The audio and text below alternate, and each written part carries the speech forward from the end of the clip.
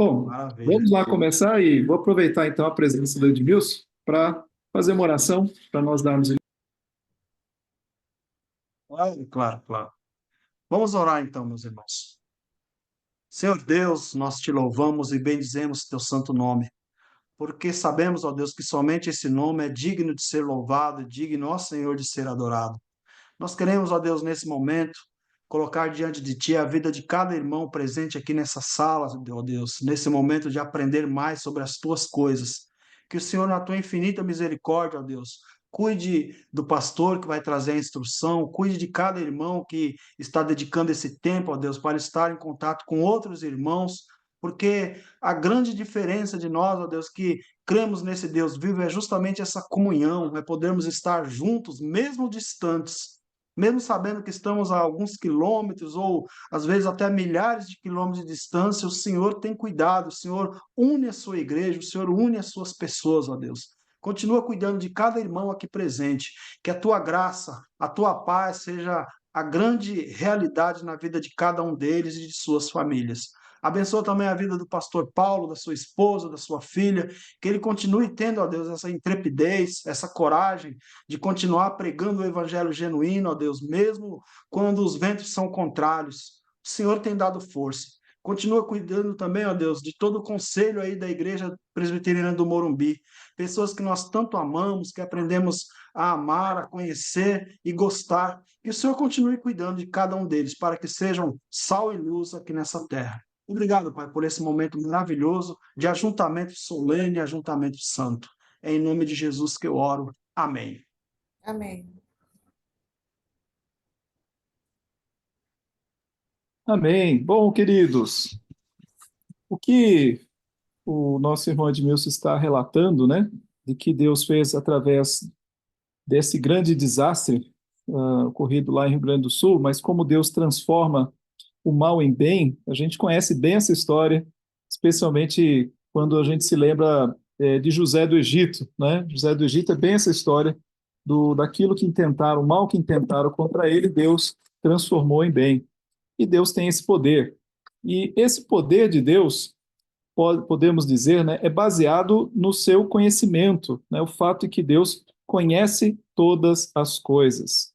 E esse é o nosso tema de estudo desta noite. Nós procurarmos entender um pouquinho acerca do conhecimento de Deus, como o conhecimento de Deus é único, né? Como Deus conhece absolutamente tudo de uma forma única, incomparável. Em tudo Deus é um Deus incomparável. Nós temos estudado os atributos de Deus, na verdade, 5 atributos que nós estudamos nestas últimas semanas, e hoje nós vamos terminar esta série com o tema do conhecimento de Deus. A partir da semana que vem, nós vamos começar uma outra série, na verdade, passa a ser o nosso Instituto Bíblico, e vamos começar a estudar acerca da história da Reforma Protestante. Então, isso vai começar a partir da semana que vem. Então, hoje é o último estudo dentro desses 5 atributos. Vamos falar do conhecimento de Deus. Começando aqui por essa frase de Francis Bacon, o cientista, né, em que ele diz que conhecimento é poder. E a gente sabe o quanto isso é verdade dentro da nossa realidade humana, né? O conhecimento, de fato, é poder. Quanto maior for o seu conhecimento, possivelmente menos força você precise usar, basta que você saiba, né, como usar este conhecimento. Não basta ter conhecimento, é preciso saber como usá-lo. Aí você tem aquilo que chamamos de sabedoria, né, como utilizar o conhecimento. E o conhecimento é um aspecto da capacidade soberana de Deus de agir de acordo com a obra do seu poder. Tudo que Deus faz é permeado pelo seu conhecimento, né? Toda a vontade de Deus é baseada no seu conhecimento, um conhecimento único. Para dar sustento, inclusive, a essa frase aqui de Francis Bacon, nós temos a própria palavra de Deus. O texto de Provérbios 24:5 diz: mais poder tem o sábio do que o forte, e o homem de conhecimento mais do que o robusto. Então, a própria Bíblia ressalta a importância de nós termos sabedoria. É claro que a Bíblia, quando fala de sabedoria, ela está falando de uma sabedoria elevada, sublime, única, que vem de Deus. Não apenas uma sabedoria no sentido de você ser um PhD em várias áreas de conhecimento humano, mas a Bíblia mostra que é essa sabedoria de Deus que nos dá forças. Eclesiastes capítulo 7, versículo 19, vamos ver aqui, o texto diz assim: a sabedoria fortalece ao sábio, mais do que 10 poderosos que haja na cidade. Olha que interessante também, né? Texto que diz: a sabedoria fortalece ao sábio. E temos também aqui um outro texto que é Provérbios 21, 22. Eu vou colocar aqui também. Provérbios 21, 22. O sábio escala a cidade dos valentes e derriba a fortaleza em que ela confia, né? O sábio escala. Então, a ideia sempre do poder que existe na sabedoria, no conhecimento. E a Bíblia vai exaltar o conhecimento de Deus como a raiz de seus grandes atos de julgamento e salvação. O que nós vamos fazer neste nosso estudo é passearmos aqui por vários textos que ressaltam a sabedoria, conhecimento e a onisciência de Deus, que é uma qualidade, um atributo único em Deus. O nosso Deus é um Deus onisciente, ou seja, é um Deus que todas as coisas conhece, né? A palavra omni tem a ver com todos, né? Aquele que tem toda ciência, todo conhecimento e sabedoria. E começamos aqui com o relato de Gênesis, capítulo 16. Neste capítulo, nós temos a história de Sarai e Agar. Vocês devem lembrar que Sarai propôs a Abraão que ele tomasse Agar, a possuísse e dela tivesse um filho, e assim seria feita, né, a promessa de Deus de dar a ele uma descendência. É claro que não era esta a vontade de Deus, mas Abraão fez desta maneira, e depois que Agar teve o filho, Sarai passou a desprezá-la, e ela então foi expulsa de casa. Ela foi desprezada e expulsa de casa. E ela ficou numa situação muito terrível, ela ficou numa situação de total desprezo, abandonada. O texto fala que ela fugiu da presença de Sara. E aí o ponto é o seguinte: quando ela estava num lugar no deserto, diz o texto, junto a uma fonte de água no deserto, então veio o anjo do Senhor e falou com Agar, né? Dizendo a ela: de onde vens e para onde vais? Agar explica a situação dela e o anjo do Senhor diz: volta para a tua senhora e humilha-te sob as tuas mãos. E faz ali uma promessa em relação à descendência dela, né? Dizendo que a descendência dela seria muito numerosa. E aí o ponto é que aquela mulher, ela então percebe a presença de Deus no meio da sua aflição. Veja o que ela diz: porque o Senhor te acudiu na tua aflição. Ele, né, o filho dela, será entre os homens como um jumento selvagem. Interessante a gente entender isso como sendo, né, o povo de linha árabe. A sua mão será contra todos e a mão de todos contra ele e tal. E aí, qual é a expressão que ela vai usar aqui? Então, ela invocou o nome do Senhor que lhe falava: Tu és Deus que vê, né? Tu és Deus que vê. Pois disse ela: Não olhei eu nesse lugar para aquele que me vê. Então, essa expressão representa, na percepção dela, aquilo que de fato Deus é. Deus é aquele que vê, né? E vê todas as coisas. Aquela mulher era uma escrava, uma mulher desprezada, uma mulher que não tinha em si direito a nada, estava ali humilhada e que poderia achar que seria ali o seu fim, né? Estar no meio do deserto, abandonada, e, no entanto, ela reconhece Deus, o Deus que vê, né? O Deus que conhece, o Deus que sabe exatamente de todas as coisas. É uma afirmação, uma das primeiras que remetem a esse conhecimento de Deus. Jó, no livro de Jó, também nós temos várias expressões que dizem respeito à grandeza de Deus. E olha só o que diz lá em Jó, capítulo 11, 7. Porventura, desvendarás os arcanos de Deus, que são os mistérios de Deus, ou penetrarás até a perfeição do Todo-Poderoso? Como as alturas dos céus é a sua sabedoria. Que poderás fazer? Mais profunda é ela do que o abismo. Que poderás saber? A sua medida é mais longa do que a terra e mais larga do que o mar. Então, ele está falando aqui da sabedoria de Deus, né? A sabedoria sempre a, é, é como você usa o seu conhecimento. E aqui ele levanta, né, essa questão da grandeza dessa sabedoria de Deus. Com que você pode comparar? Como as alturas dos céus, né, olhando para cima, ou como a profundidade de um abismo, ou como a medida da terra, ou mais larga do que o mar. Então, o autor, né, Jó, ele vai procurar usar daquilo que é palpável, daquilo que é conhecido, daquilo que nós podemos enxergar, que são as coisas terrenas, para tentar ali comparar, né, dizer, olha, Deus é infinitamente maior do que todas estas coisas. Jó 36 também vemos Eliú, um daqueles muito amigos de Jó, declarando que Deus é perfeito em conhecimento. Jó 36, versículo 4, então nós vemos aqui o texto. Porque, na verdade, as minhas palavras não são falsas. Contigo está quem é o Senhor do assunto, quem é Senhor do assunto. Então, ele está falando acerca de Deus. E aí, no versículo, no capítulo 37, 16, ele continua essa fala, dizendo: Tens tu notícia do equilíbrio das nuvens e das maravilhas daquele que é perfeito em conhecimento. É um Deus que é perfeito em conhecimento. Esse Deus que é perfeito em conhecimento, ele é perfeito em conhecimento porque ele simplesmente detém todo o saber, né? Tudo que existe, passado, presente e futuro, está sob o conhecimento de Deus.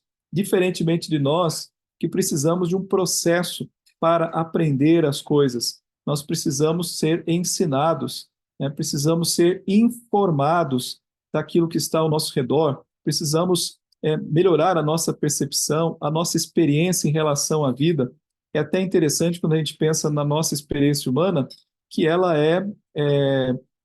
é progressiva e chega a um certo ponto, quando a gente atinge uma maturidade de vida, né, você já tem assim um conhecimento grande, experiência, você já estudou muita coisa, já viu muita coisa, então você começa a saber, né, como lidar realmente com a vida, mas aí a vida já está próxima já, né, no outro canto, já mais perto do seu fim, né? Você já não tem mais disposição física para fazer muitas coisas que você poderia fazer de uma outra maneira, né? Porque a vida simplesmente vai passando. Isso nos dá um gostinho, um sabor de eternidade. A eternidade vai ser a nossa nova oportunidade de viver de forma intensa e com todo o conhecimento que nós precisamos. Veja, também, quando lemos lá em Jó, no capítulo 38, finalzinho do livro de Jó, é Deus quem vai agora falar com Jó. Na verdade, Deus ali vai inquirir Jó em relação ao conhecimento dele, né? Veja, primeiramente que Deus vai falar, né? Deus vai exortar os amigos de Jó em relação às palavras deles. Deus não vai aceitar aquilo que eles falavam, dizendo que eram palavras sem conhecimento. Embora que muitas coisas que eles tivessem dito poderia ter ali o seu valor, mas Deus aqui, ele rejeita aquelas palavras, dizendo que eram palavras sem conhecimento. E ele passa então a inquirir Jó, a perguntar a Jó em relação ao conhecimento que Jó tinha para poder ele mesmo, Jó, né, interpretar a situação que ele estava vivendo. Então Deus começa fazendo a pergunta, versículo 4: Onde estavas tu quando eu lançava os fundamentos da terra? Ou seja, quem é você diante do Deus soberano, criador, do Deus que mantém todas as coisas, né? O Deus que fez, né, os fundamentos da terra. Onde você estava? Então, é quando Jó se depara com a sua pequenez diante do conhecimento de Deus.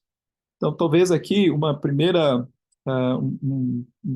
lição para nós seja, na medida em que nós vamos tendo a percepção da grandeza de Deus, do conhecimento de Deus, nós diminuamos, né, de tamanho, ou seja, tenhamos mais humildade em reconhecer que nada sabemos. É como quando Deus abordou o profeta Ezequiel e perguntou a ele se era possível, né, para Deus ressuscitar aqueles ossos que tinham ali diante dele no vale, né, onde Deus o levou, e ele responde simplesmente, tu o sabes, né? Tu o sabes. Ele preferiu deixar que a resposta viesse do próprio Deus. Salmo 147, nós temos aqui o texto que fala sobre o entendimento de Deus. Olha, Deus conta o número das estrelas, chamando-as todas pelo seu nome. Hoje, né, diferentemente dos dias do salmista, que já olhava para o céu e contemplava ali uma imensidão, né, possivelmente até olhando aquele céu bastante estrelado, céu limpo, porque não havia as luzes das cidades como nós temos hoje, não havia poluição. Então ele olhava para o céu e via aquele céu estrelado. Mas hoje nós, através dos aparelhos aí, os telescópios, né, Hubble e outros que vão viajando pelo espaço, nós temos uma dimensão que o número de estrelas é algo assustadoramente grande, né? Já se diz que tem mais estrelas no céu do que grãos de areia na Terra, né? Assim, comparativamente. E aqui, então, o texto mostra que a grandeza de Deus, olha, conta o número das estrelas. Então, esse é um conhecimento que só Deus tem. Hoje, mesmo com todo o avanço tecnológico, o homem não sabe dizer quantas estrelas existem, né? Por mais que já tenhamos explorado o espaço aí, mas vemos que ainda é muito pouco. E ele ainda diz, chamando-as todas pelo seu nome. Não basta Deus apenas conhecer numericamente, mas ele tem, né, um conhecimento exato de cada uma delas. Grande é o Senhor nosso e muito poderoso. O seu entendimento não se pode medir.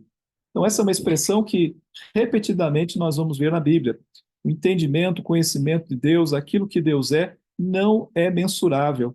Essa é a grande dificuldade dos ateus, agnósticos, né? As pessoas que não creem em Deus, em entender Deus, porque elas querem que você mostre uma evidência de Deus a elas, que evidentemente caiba na cabeça delas, que elas possam dizer: ah, entendi, Deus é desse tamanho, entendi, né? Agora eu posso tocar Deus. Ah, eu entendi, essa fórmula aqui é Deus, né?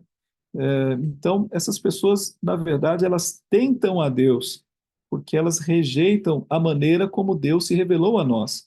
Então, esse Deus, que não se pode medir por nada, absolutamente, e por isso ele é um Deus incomparável, né? Ele diz assim: a quem me comparareis? Ele só pode ser conhecido através da sua palavra, que é a revelação especial de Deus, e a própria palavra aponta para a outra revelação dele, que é a natureza. Mas a natureza, ela não vai ser percebida como sendo revelação de Deus se o homem não tiver no seu coração, né, a graça de poder compreender que tudo, né, foi feito através de Deus. Mas Deus diz que o homem é desculpável quando ele rejeita, né, a Deus ao ver a natureza. Mas veja, então, o entendimento não se pode medir. Vemos, então, nesse texto, assim como em outros, a grandeza do conhecimento de Deus, né? Não podemos entendê-lo. Nesse texto aqui, de Isaías 40, em que vemos também a mesma ideia em relação às estrelas. Levantai os olhos e vede, quem criou estas coisas? Aquele que faz sair o seu exército de estrelas, todas bem contadas, as quais ele chama pelo nome. Olha que interessante, a mesma ideia do Salmo 147. Por ser ele grande em força e forte em poder, nenhuma só vem a faltar. Então, porque, pois, veja que o texto de Isaías, ele está dando essa, essa informação, ele está ensinando, ele está revelando isto para o povo por uma questão importante, porque havia ali uma dúvida.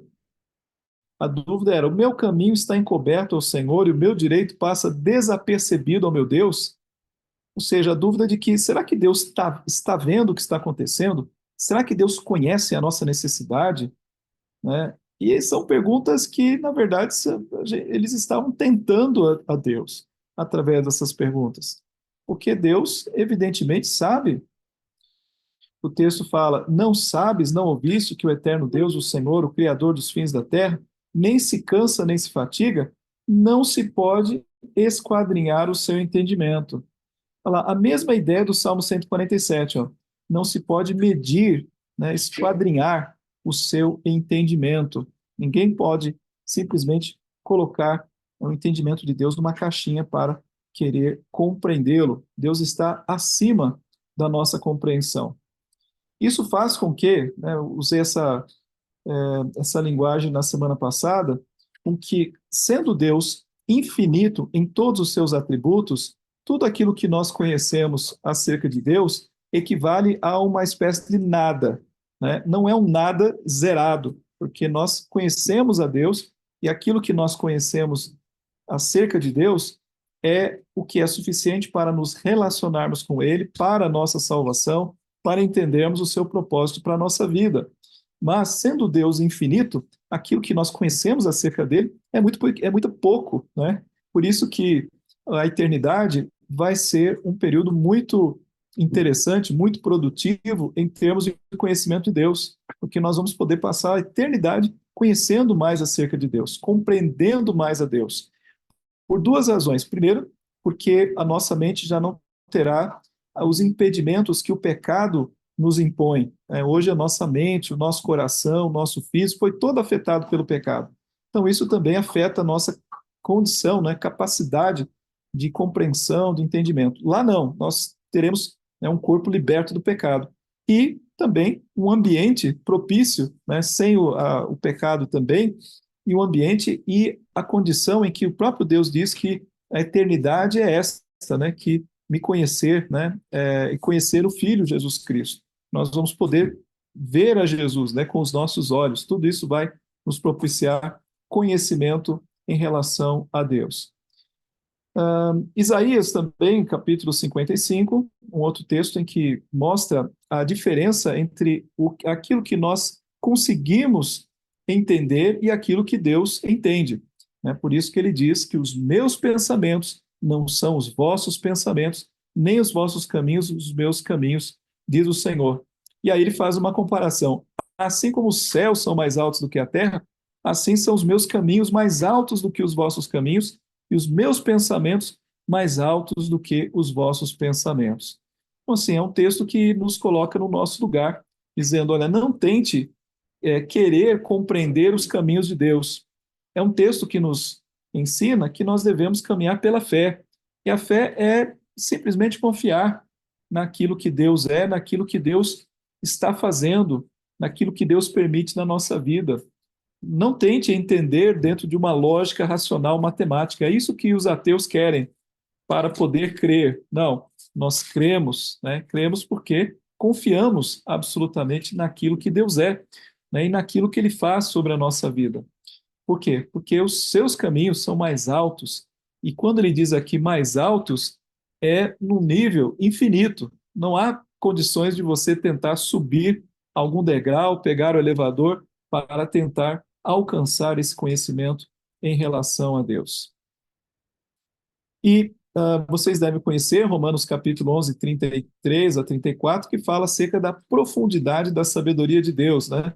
Esse é um texto que ressalta o quão profunda é essa sabedoria de Deus. Paulo, ele, depois de considerar a questão da predestinação, da escolha soberana de Deus daqueles que ele quer salvar, depois de considerar também o futuro do seu povo, a razão por que muitos do povo judeu não aceitavam a Deus, né? E então ele para fazer este hino aqui de louvor ao Senhor. Ele diz: ó profundidade da riqueza, tanto da sabedoria como do conhecimento de Deus. Quão insondáveis são os seus juízos e quão inescrutáveis os seus caminhos. Quem, pois, conheceu a mente do Senhor? Ou quem foi o seu conselheiro? Ou quem primeiro deu a ele para que lhe venha a ser restituído? Porque dele, e por meio dele, e para ele são todas as coisas. A ele, pois, a glória eternamente. Amém. Então veja aqui, novamente, tanto, né, a profundidade da riqueza, tanto da sabedoria, como do conhecimento de Deus. São inescrutáveis, insondáveis. Né? Ninguém pode querer conhecer aquilo que está na mente de Deus. Né? Deus, ele é infinito em todos os seus atributos. Vários outros textos, a gente vai apenas mencioná-los. Mateus 11, 27, né, fala que, olha só, tudo me foi entregue por meu Pai, Ninguém conhece o Filho senão o Pai. Então, o Filho é conhecido pelo Pai. É um conhecimento único que ele tem acerca do Filho. Daniel capítulo 2 fala que Deus dá sabedoria aos sábios. Deixa eu escolher aqui um texto. O Salmo 139.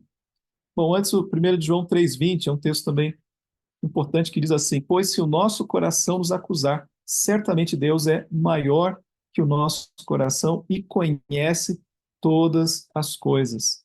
Também é um texto muito bonito, porque fala, né, do processo de você sentir o seu coração te acusando, mas Deus é maior do que o nosso coração.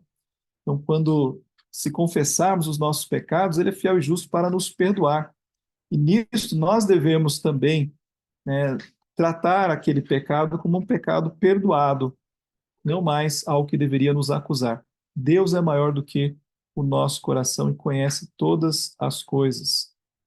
O Salmo 139 é um salmo por excelência, fala acerca do conhecimento de Deus, um conhecimento em vários níveis. Primeiramente, é um texto que retrata bem a ideia da onipresença de Deus, né?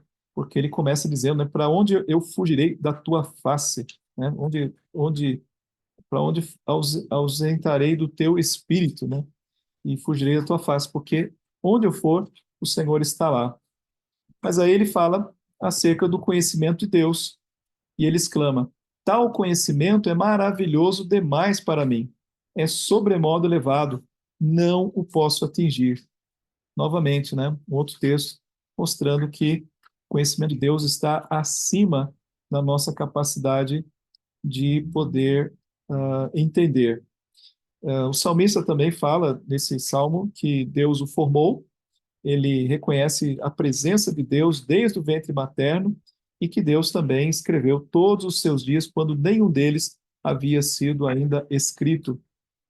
E aí ele termina com essa expressão, né? Que preciosos para mim, ó Deus, são os teus pensamentos, e como é grande a soma deles. Se os contassem, excedem os grãos de areia. Olha que interessante, né? Porque eu falei agora há pouco, quando o texto falava das estrelas do céu, né? Que Deus sabe a quantidade e os nomes, e que há mais estrelas no céu do que grãos de areia. Aqui, Davi compara, né, esses pensamentos de Deus como os grãos de areia. Se os contassem, excedem, olha lá, excedem os grãos de areia. Então, mais ainda do que os grãos de areia. Contaria sem jamais chegar ao fim. Então, é interessante, porque essa vai ser a nossa experiência na eternidade, né? Vendo, conhecendo os pensamentos de Deus e sem jamais chegar ao fim. Então, o nosso Deus é um Deus grande. Bem, conhecimento infinito de Deus, né? Vimos aqui alguns textos mostrando esse conhecimento, essa profundidade e né, podemos ver aqui a exibição, né, do infinito conhecimento de Deus nas coisas, tanto na sua palavra revelada, quanto nas coisas que ele criou. Uma frase interessante diz o seguinte: este não é um conhecimento mecânico que simplesmente armazena informações e executa algoritmos, mas o conhecimento aquecido pelo amor soberano e fortalecido pela resolução fiel de manter as suas promessas. Ou seja, o conhecimento de Deus não é apenas, né, uma soma de informações, bits e bytes, gigabytes, terabytes, eu não sei nem o que vem depois, mas com certeza tem outros níveis, né? Mas é um conhecimento simplesmente acumulativo e frio, né? Algoritmos que são executados como se fosse uma matrix. Não, mas é um conhecimento que é aquecido, né? Um conhecimento que está relacionado ao modo de Deus nos tratar. E este modo é permeado pelo seu amor e fortalecido pela resolução de manter as suas promessas. Então, conhecimento e aliança estão mutuamente ligados, né? O conhecimento que Deus tem, ele usa a nosso favor. Isso é uma coisa que a gente pode respirar aliviados, né? Imagine, é por isso que tem aquele texto, né? Se Deus é por nós, quem será contra nós? E se Deus fosse contra nós, quem seria por nós? porque como poder enfrentar um ser que tem todo o conhecimento? O conhecimento, de novo, a gente viu lá no início da nossa lição aqui, que o conhecimento é força, conhecimento gera capacidade, poder, né? Todo poder vai emanar aí do conhecimento. Então, imagine enfrentar Deus que tem todo o conhecimento. Isso já é uma tarefa inglória, uma tarefa perdida. Bom, já vimos aqui Isaías, pensamentos transcendem os nossos, Romanos 11, Romanos 11, 34 também. Então, esses textos aqui nós já pudemos estudá-los. Agora, algumas frases, outras que procuram definir esse infinito conhecimento de Deus. Michael Horton, que é um autor reformado, tem vários livros, inclusive pela Casa Editora Presbiteriana. Inclusive, um deles eu tive o prazer de poder traduzi-lo. Agora estou esquecendo o nome dele, mas eu acho que ele fala acerca de cultura, né, da cultura, o cristão e a cultura, alguma coisa assim. Mas aqui ele diz o seguinte: não é simplesmente que Deus tem mais pensamentos, melhores pensamentos ou pensamentos mais profundos, mas que o seu modo de conhecer é próprio dele, nunca se confundindo com o conhecimento das criaturas. Então, ele diz isso porque a nossa tendência sempre é, para entender alguma realidade que está além do nosso alcance, nós precisamos partir de um referencial tangível, alguma coisa que a gente possa compreender. Dizer assim, olha, aquilo lá é mais ou menos como isso aqui, né? Mas ele está dizendo que temos que reconhecer que a forma de Deus conhecer as coisas é próprio dele e único. Então não dá para comparar com a nossa experiência. Luiz Berkoff, que é autor de uma teologia sistemática bastante conhecida, ele diz o seguinte: conhecimento de Deus pode ser definido como aquela perfeição de Deus pela qual ele, de uma maneira inteiramente única, conhece a si mesmo e todas as coisas possíveis e reais por um ato eterno e do mais simples. Então, por um ato eterno e do mais simples, ele quer dizer que é algo que Deus já conhecia sempre, né, na eternidade, e simples é de uma vez, né? Não é uma coisa adquirida em etapas aos poucos ou por experiência, mas ele simplesmente sabe, né? Não é uma coisa que ele adquire, mas ele simplesmente sabe. Um outro autor diz o seguinte: Deus exerce o conhecimento num ato simples, único, imutável, infinito e eterno. Bem simples, não é isso? Simples, único, imutável, infinito e eterno. Isto é, ele conhece todas as coisas sempre, imediatamente e de uma só vez, e necessariamente. Ele sabe tudo de tal maneira que nada lhe falta à consciência, nada tem que aprender, não aumenta em conhecimento de nada, ele não erra, não supõe nada, não esquece de nada e não precisa lembrar-se de nada. Né? Então, é simplesmente uma frase que tenta abarcar todo o conhecimento, né, que Deus é o que seria, né, esse conhecimento para Deus. Então, Deus não tem que aprender nada, não tem, Deus não toma surpresa de absolutamente nada, né? Ele não erra, não supõe nada. É importante nós entendermos que, mesmo dentro de toda essa característica de Deus, ele ainda é um Deus totalmente pessoal. Existe dentro de meios aí, vamos dizer assim, eu diria até seitas, né? A ideia que surge dentro do evangelicalismo de um Deus mais humano. E esse Deus mais humano seria um Deus que é surpreendido com os fatos, assim como nós somos surpreendidos. Isso é algo totalmente estranho à luz da Bíblia, né? É chamado, esse tipo de teologia é chamado de teísmo aberto, ou teologia do processo, em que tenta fazer com que Deus, para ser visto como um Deus assim mais relacional, né, um Deus mais próximo, um Deus que se compadece de nós, então esse Deus ele tem que se surpreender também com as coisas como elas acontecem. Mas esse não é o Deus da palavra como nós conhecemos. E uma última frase aqui que é de John Owen. John Owen é um dos grandes teólogos do passado, bem conhecido, diz assim: é louvável a uma criança amar, honrar, acreditar e obedecer a seu pai.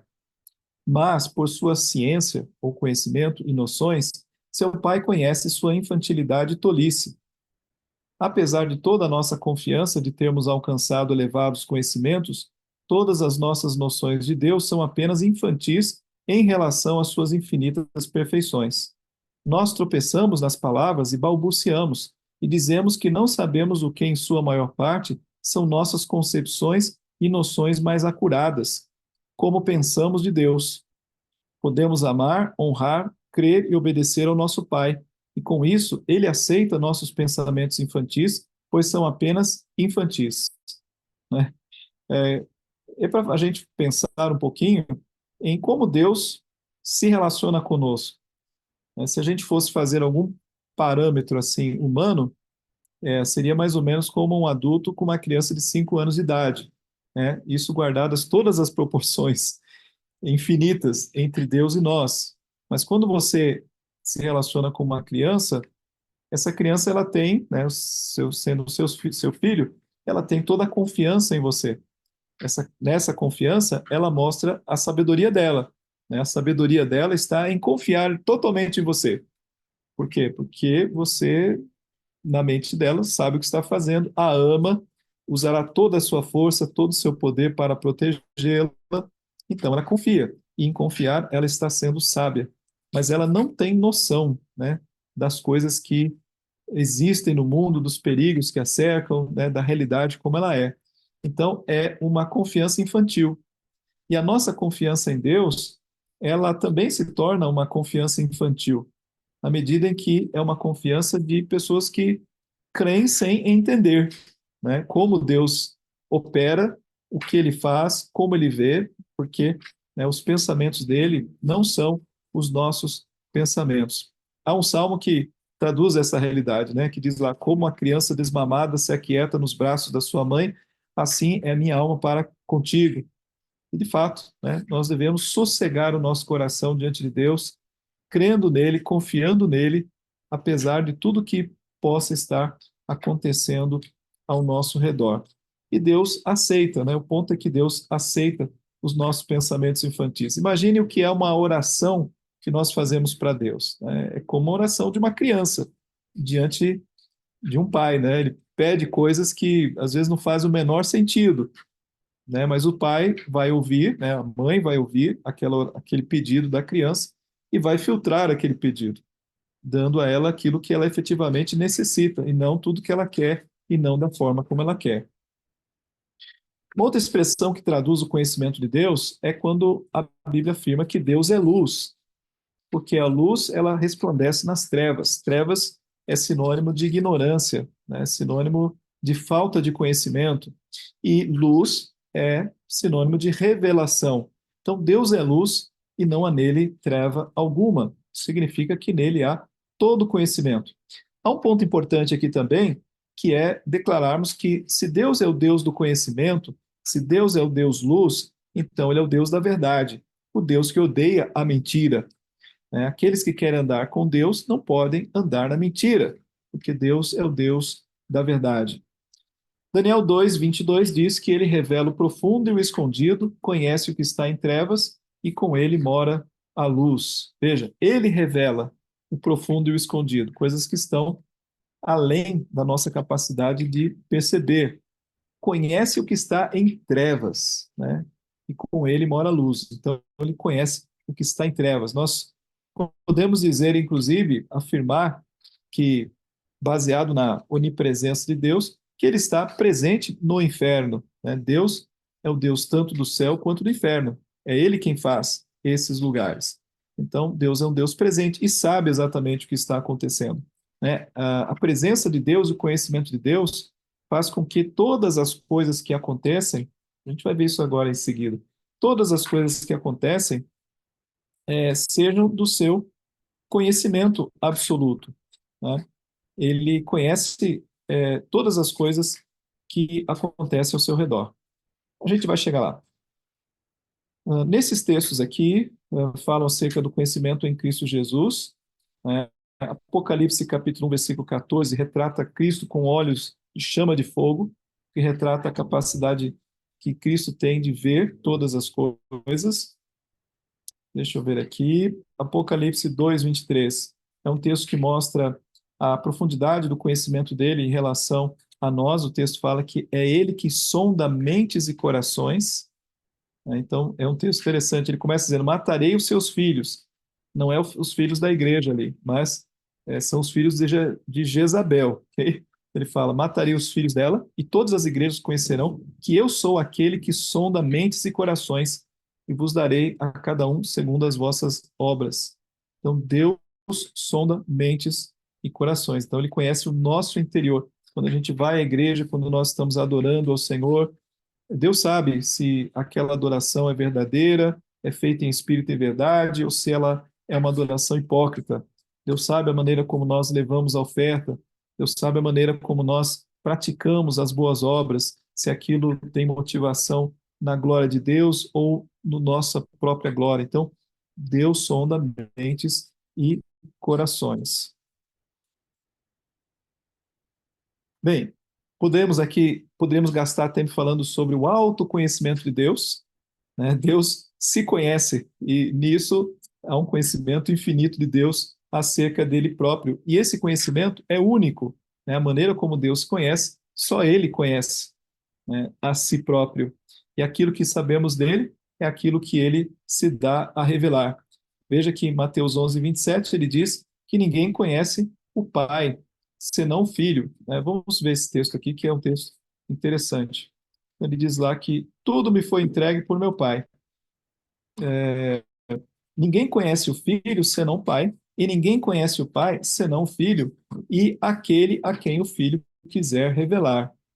Então, só conhece a Deus quem o próprio Deus quiser revelar. Deus é quem busca aqueles que ele quer que o conheçam, e não o contrário. 1 Coríntios 2:10 fala que o Espírito perscruta as profundezas de Deus. Também eu creio que temos aquele texto de Romanos, né, que fala que nós não sabemos orar, mas é o Espírito quem conhece a mente de Deus, é que nos ajuda a orar. Então, existe ali uma relação trinitária de autoconhecimento, né? O Espírito conhece, Jesus, o Filho conhece o Pai conhece o Filho. Então, isso é uma coerência interna em relação ao conhecimento de Deus. Também podemos afirmar o conhecimento exaustivo de Deus acerca da criação. Gênesis 1, que fala que depois que tudo que Deus fez, né, ele considerou bom, porque ele conhece exatamente aquilo que fez. Gênesis 6:5 fala da maldade que ele viu, né? Deus viu a maldade, aqui é aquele texto que diz que ele se arrependeu de ter feito o homem. Salmo 33 também fala que Deus observa todos os homens, né? Olha só, o Senhor olha dos céus, vê todos os filhos dos homens, do lugar de sua morada, observa todos os moradores da terra, ele que forma o coração de todos eles, que contempla todas as suas obras. Então, o Senhor olha, ele vê, né, todos aqueles que estão, né, sobre a terra. Hebreus 4:13 é um outro texto também muito interessante. Vou abrir aqui, diz lá: e não há criatura que não seja manifesta na sua presença. Pelo contrário, todas as coisas estão descobertas e patentes aos olhos daquele a quem temos de prestar contas.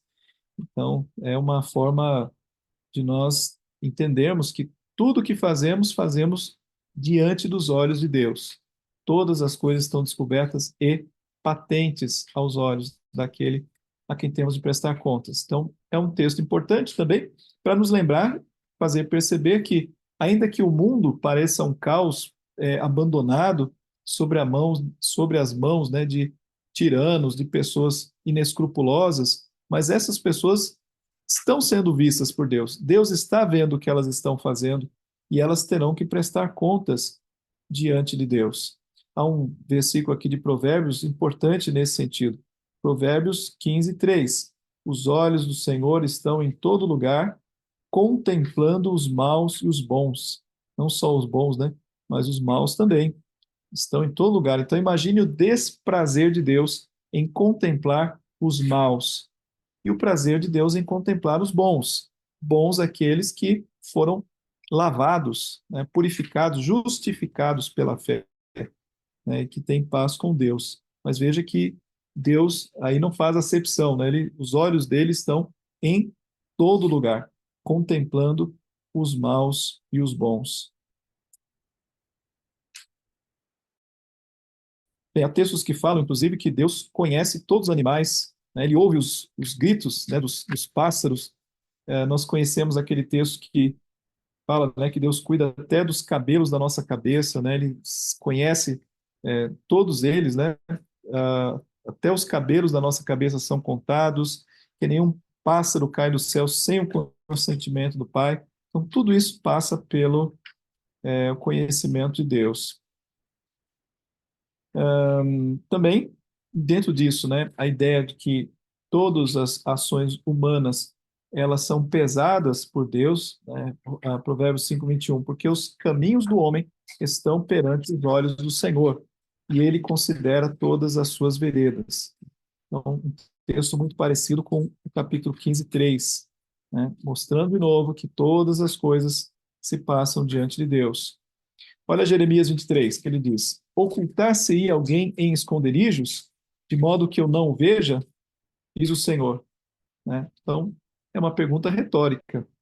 É possível alguém se ocultar de Deus de modo que eu não o veja? O primeiro casal que tentou isso não teve muita sorte, né? Que foi Adão e Eva, tentaram se ocultar, né? Se cobrindo ali com folhas, mas Deus viu onde eles estavam. Talvez pudesse dizer Elias também, né? Fugindo. E Jonas, né? Jonas é uma figura clássica, tentou correr na direção oposta a Nínive, tentou ir para Tarsis, mas aí a pergunta: ocultar-se-ia alguém em esconderijos de modo que eu não veja? Lá em Mateus, né, Jesus fala no seu sermão escatológico que vão pedir, né, nos últimos tempos, vão querer que né, os montes caiam sobre a cabeça, assim, os homens vão querer se esconder debaixo dos montes, mas não será possível se esconder de Deus. Deus está em toda parte. Então, o conhecimento de Deus está em todo lugar. Vários textos apontam nessa direção, né, aquilo que Deus conhece. E um texto importante é 1 de Samuel 16:7, um texto em que Samuel estava ali buscando, né, saber quem seria o próximo rei, o rei que sucederia Saul, porque Deus já havia rejeitado Saul, e ele estava na casa então de Davi, né, a casa de Jessé, e ele estava vendo ali os irmãos e achou alguns ali interessantes e tal, mas Deus diz a Samuel: não atentes para a sua aparência nem para a sua altura, porque eu rejeitei, porque o Senhor não vê como vê o homem. O homem vê o exterior, porém o Senhor o coração. Então Deus conhece algo que só Ele conhece. A gente pode se impressionar é, falando de política, né? Como é fácil a gente se impressionar com políticos, né? Pessoas, comunicação, forma mas só Deus conhece o coração. Né? A gente se impressiona às vezes até com a gente mesmo, mas Deus conhece o nosso coração. Deus não se impressiona com a exterioridade. Ele sabe aquilo que está dentro de nós. Então, é um texto que mostra essa capacidade de conhecimento de Deus. A gente vê isso em Cristo Jesus quando ele é abordado por pessoas. O jovem rico, por exemplo, né, que vem todo pomposo ali, se achando tal, e Jesus consegue mostrar para ele que, na verdade, ele tinha uma idolatria em relação ao seu próprio dinheiro.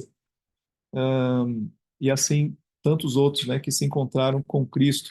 Como Jesus, por exemplo, expôs os fariseus que se achavam também sujeitos ali de um outro nível, né, de uma outra qualidade. Jesus simplesmente os expôs dizendo que eles eram sepulcros caiados, né, por dentro, por fora bonitos, né, mas por dentro cheios de ossos secos.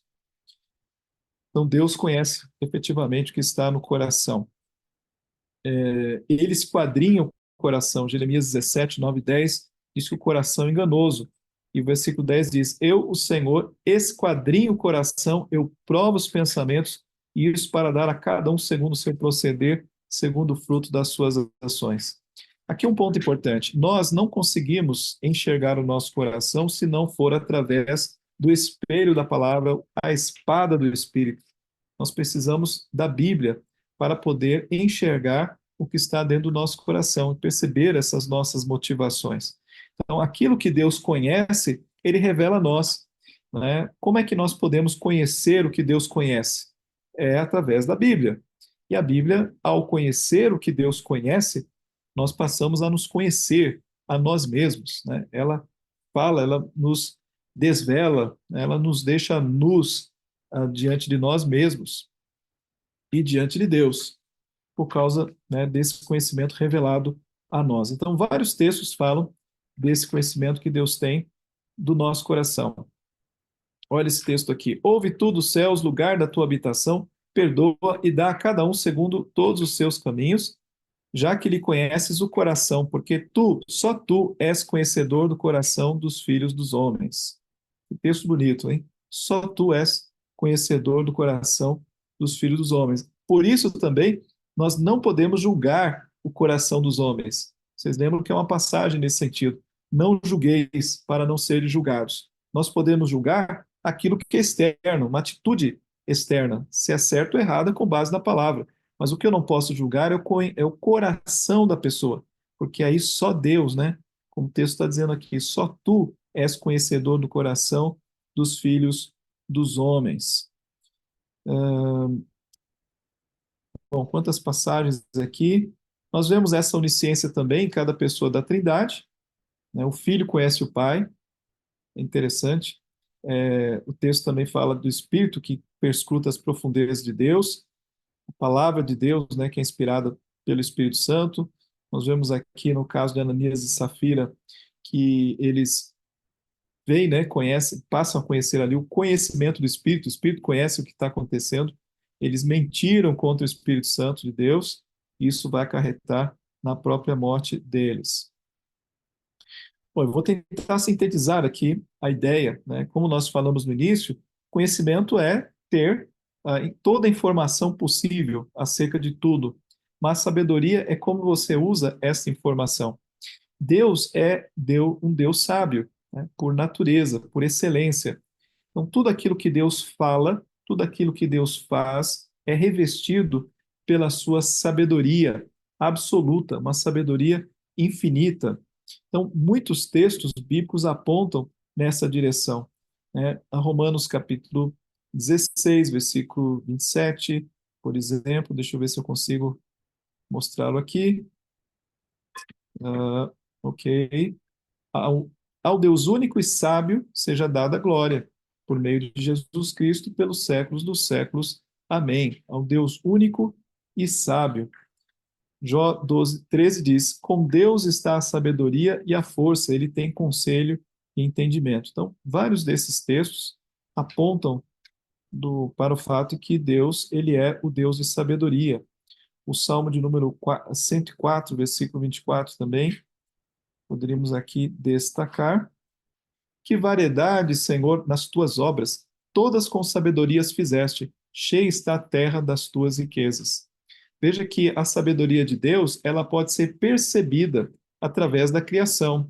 Existe hoje, né, uma linha de estudos científicos chamada de design inteligente, que é a percepção de que as coisas criadas, né, ou a natureza, ela detém muita informação e uma informação colocada numa ordem, numa determinada forma que precede ou que supõe que ela só possa ter sido existir com base numa inteligência superior, né? Existe inteligência propriamente na natureza, seja pelo código DNA, seja pela forma como as coisas existem, né? Todo o molde da natureza. Então, tudo isso aponta para sabedoria. E é o que o salmista diz aqui, né? Todas com sabedoria a fizeste. Então, como é que algo que você vê sabedoria poderia ter sido surgido do nada, de algo sem sabedoria, né? Esse é o grande ponto que leva as pessoas a refletir acerca de Deus. Então, a sabedoria de Deus, ela está presente em toda a sua criação, está presente no seu governo, né, da realidade, está presente na sua palavra. Deus é o Deus também que dá sabedoria. Esse Deus que é sábio é um Deus que nos dá sabedoria. Ele é um Deus generoso. Você deve se lembrar da história de Salomão, quando ele começa o reinado dele, Deus dá a ele a oportunidade de fazer um pedido e ele pede sabedoria. E Deus dá tanta sabedoria que ele se torna um dos homens mais sábios. Infelizmente, não colocou a sabedoria em prática em áreas importantes da vida. Mas ele era um homem sábio, tinha muito conhecimento. E Deus diz lá em Tiago que aqueles que querem sabedoria podem pedir a Deus que nos dá da sua sabedoria. Eu creio que uma resposta para quem pede sabedoria é justamente abrir a Bíblia, porque aí você já tem a resposta de Deus. Nós poderíamos falar aqui da sabedoria de Deus em Cristo Jesus, na forma como Cristo Jesus ele lidou com seus discípulos, mas vamos aqui a algumas aplicações pelo nosso tempo. Temos aqui, né, uma delas, que é o que eu dizia, né? Tiago, capítulo 1, versículo 5. Se alguém, porém, necessita de sabedoria, peça a Deus, que a todos dá liberalmente, nada lhes impropera e ser-lhe-á concedido. Primeiro, eu queria dizer o seguinte, que todo conhecimento, ele vem de Deus, né? Nem todo conhecimento é adquirido através da Bíblia, né? Você, por exemplo, não vai saber como lidar, vamos dizer assim, como tratar madeira, né? Como é fácil para pintar uma madeira usando a Bíblia. A Bíblia não vai te ensinar isso, assim como ela não vai falar de ciência, assim como uma série de coisas ela não vai tratar. Mas todo conhecimento humano adquirido através da experiência, ele tem como fonte o próprio Deus. É Deus que nos fornece esse conhecimento. Então, todo conhecimento, inerentemente, ele vem de uma mesma fonte, ainda que nem sempre venha diretamente da Bíblia, mas ele é um conhecimento bom. Daí nós podemos dizer que a ciência é uma coisa boa. Não é porque ela não veio necessariamente da Bíblia que ela seja ruim. Não. É graça comum, né? Isso vem de Deus. Deus dá ao homem capacidade para obter conhecimento e, com conhecimento, também agir com sabedoria. E sempre, ao reconhecermos isso, devemos agradecer a Deus por todas as competências que temos, todo o conhecimento que adquirimos, tudo que nós podemos fazer, porque a fonte de tudo isso continua sendo o próprio Deus. Então, nós devemos pedir sabedoria a Deus, reconhecendo essa sabedoria e também buscar a renovação desse conhecimento em Deus. Você deve se lembrar que Romanos capítulo 12, né, nós lemos lá que nós não devemos nos amoldar a esse século, mas transformarmos pela renovação da nossa mente em Cristo. E essa transformação da nossa mente é a obtenção do conhecimento de Deus, né? O conhecimento de Deus renova a nossa mente, porque o mundo polui a nossa mente, então nós precisamos dessa renovação. Alguns textos aqui falam, né, que a loucura de Deus é mais sábia do que os homens. Então, essa sabedoria de Deus é uma sabedoria que, em muitos momentos, irá entrar em confronto direto com a sabedoria humana, né? O homem vai dizer: não, não é sábio você achar que existe um Deus que você não pode provar a existência desse Deus através dos meios científicos. Então, para mim, isso é loucura. E você vai ter que afirmar a existência de Deus, né, como sendo uma sabedoria, né, como sendo uma realidade que contraria aquilo que o homem pensa, mas a loucura de Deus, né, ela é mais sábia do que os homens. E ainda mais quando você vai precisar contar que essa história não só da existência de Deus, mas de um Deus que se encarna, sendo ele, né, no Filho, e esse Filho vai ser morto numa cruz pelos nossos pecados, irá ressuscitar ao terceiro dia, ascendeu aos céus e vai voltar. E quando voltar, vai voltar para julgar os vivos e os mortos, né? E depois levá-los tanto para o céu, como morada eterna, ou para o inferno.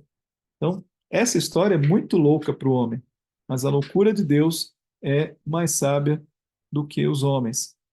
Cantai louvores com entendimento. Nós devemos buscar esse conhecimento de Deus para cantarmos com entendimento. Deus nos convida a conhecê-lo. Por que que Deus se dá a conhecer? Porque ele quer ser conhecido. Não conhecê-lo é, portanto, um ato de rebeldia. É, portanto, um ato de confrontação com a vontade dele.